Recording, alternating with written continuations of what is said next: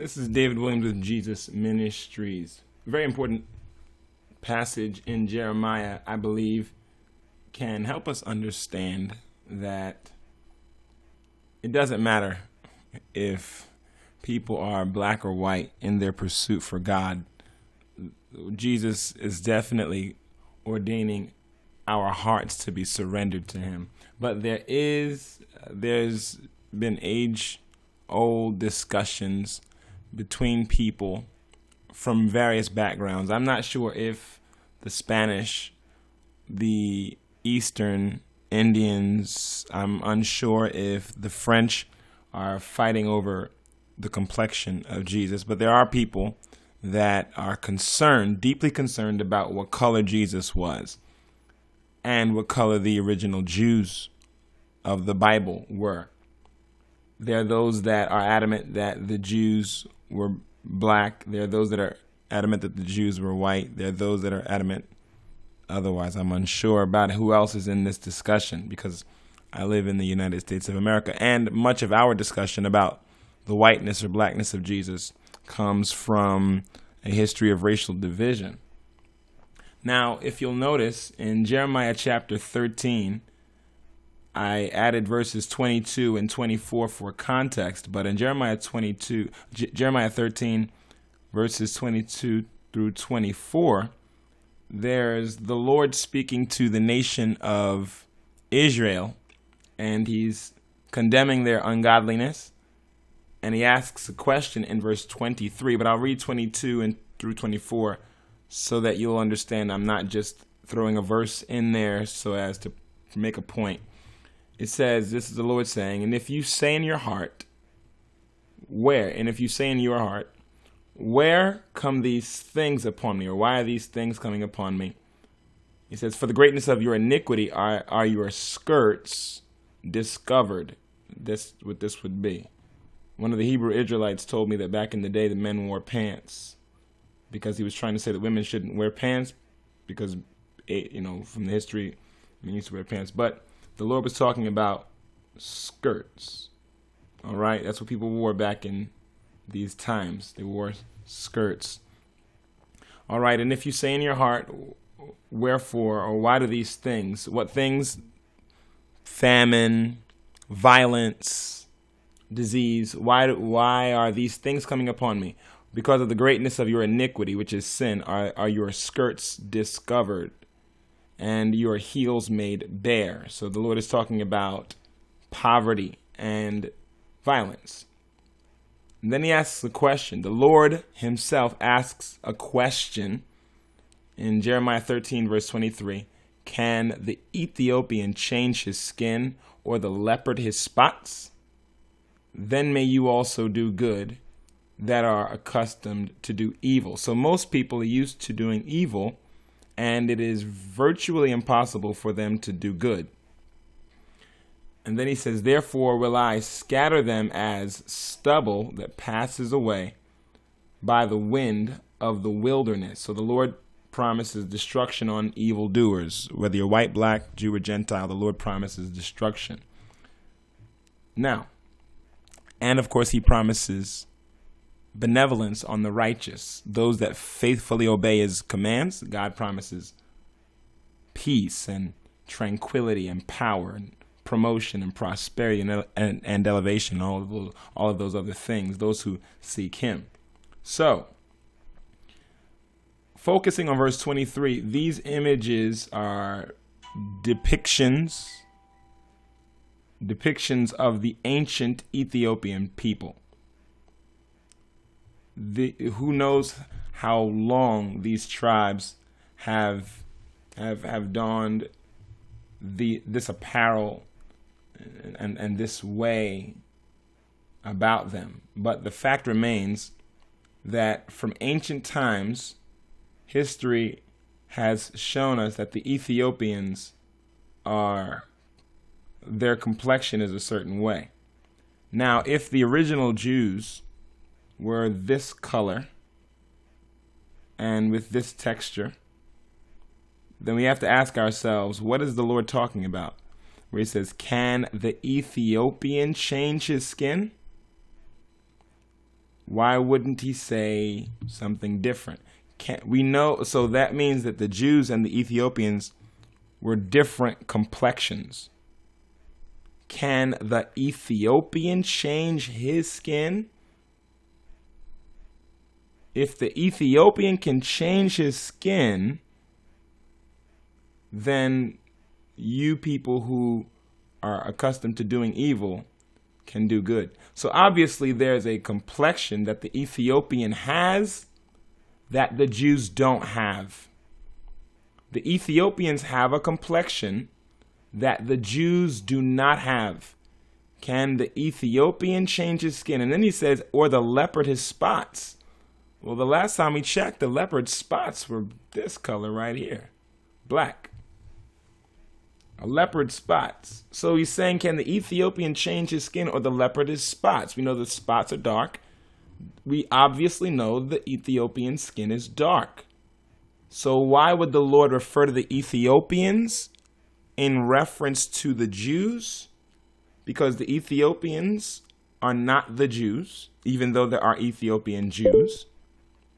The Ethiopians are obviously a different complexion, skin shade, than the Jews. Then may you also do good. Can they change their skin? If they can change their skin, then may you. So there's a they and a you. You being the Israelis, the Jews, the Hebrews, and the Ethiopians. So we know the Jews and the Ethiopians were of different complexion. And this is the complexion of the Ethiopians. It's clear that the Jews were not this complexion from this verse by itself, but let's look at another passage. All right, so in Acts 13, verse 1, it says, now there were in the church that was at Antioch certain prophets and teachers, as Barnabas and Simeon that was called Niger. And actually, I pronounce it that way, but in actuality, the Greek word for that is Niger. Niger. So apparently it became a derogatory term, but Niger is the term. So that tells us, and just in case you want to know why that distinction was made, so this guy Simeon that was called Niger. So they called Simeon, who was a man of God, a prophet and a teacher. You had Barnabas, who was a Jew, ethnic Jewish, and Simeon, who may also have been ethnic Jewish. We're not sure, but we do know that he was called Niger. And Lucius of Cyrene and Manaen. So we know that Simeon was called Niger. They didn't call Barnabas Niger. So Simeon stood out. And he stood out for a reason. Why did Simeon stand out? Well, because he looked a little different. Niger. So these are other images of the ancient Ethiopians. Can the Ethiopians change their skin? Okay, so Niger, of Latin origin, it means black. Specifically, Niger was this guy. So the Strong's, it'll give you the original word, but it also acts like a dictionary / concordance at times. So they're saying that that's who this guy was. It's not saying that the term Niger, it means Christian here. It's saying Niger, it's telling you who Niger was. So if I would have looked up Joshua, or if I would have looked up Saul, it would have given me the Greek word that was here, and then it would have said, and then it would have acted as a concordance and told you the person that word was referring to based on its context. So Simeon, unlike Barnabas, unlike Lucian, unlike Manaen, Simeon may have been black. They called Simeon black. Maybe they called him black for another reason. Maybe they didn't call him that because of his complexion. But just so you know, Simeon, among the other prophets and teachers, was called Niger. And the word Niger means black. So they called him black. They called him black. All right. Now, Why do people care about whether Jesus was white or black? Why do they care? It's because of a carnal sense of pride and biological supremacy. People are proud and believe that their ethnicity gives them a measure of authority. So that's why we've got depictions of black Jesus or white Jesus. Now, it's fine if you're doing an illustration for a play and your actors are black or Asian or Native American, then it doesn't matter what complexion you make Jesus. If you're painting a picture because you're trying to convey the gospel, it doesn't matter what complexion you make Jesus. If you make Jesus white because you're trying to make a statement, or if you make Jesus black because you're trying to make a statement, then we've got pride in the picture, and God resists the proud. In John chapter 1, verses 11 through 13, there's a statement that the gospel, right, of the apostle John, he says this to us. He says, he came, this is Jesus, he came unto his own, and his own received him not. So if Jesus was white, he came to the Jewish white people, and they didn't receive him. Or if Jesus was black, he came to the Jewish black people, and they didn't receive him. To have this discussion is a very arrogant and a carnal one. It is. Whether you're white or black, if you're discussing this because of personal sense of value or a striving for personal value, that's carnal.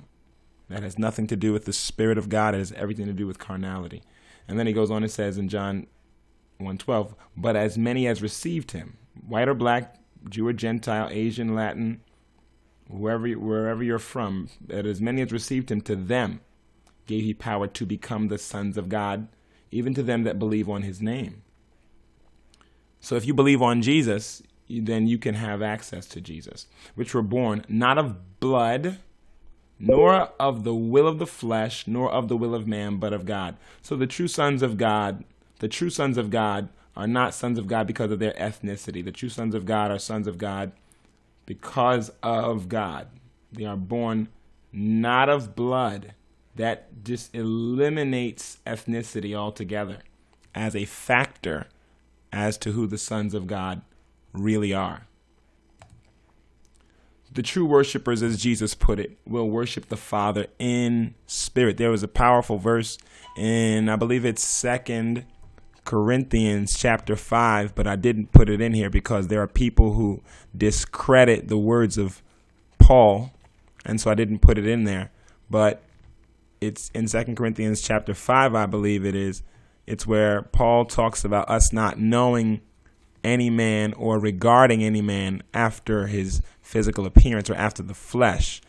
And then it says, though we knew Christ after the flesh, yet now we know him no more. As a matter of fact, it's in 2 Corinthians chapter 5, verses 16 on down. Wherefore from this point know we no man after the flesh. Yes, though we have known Christ after the flesh, yet now from this point know we him no more.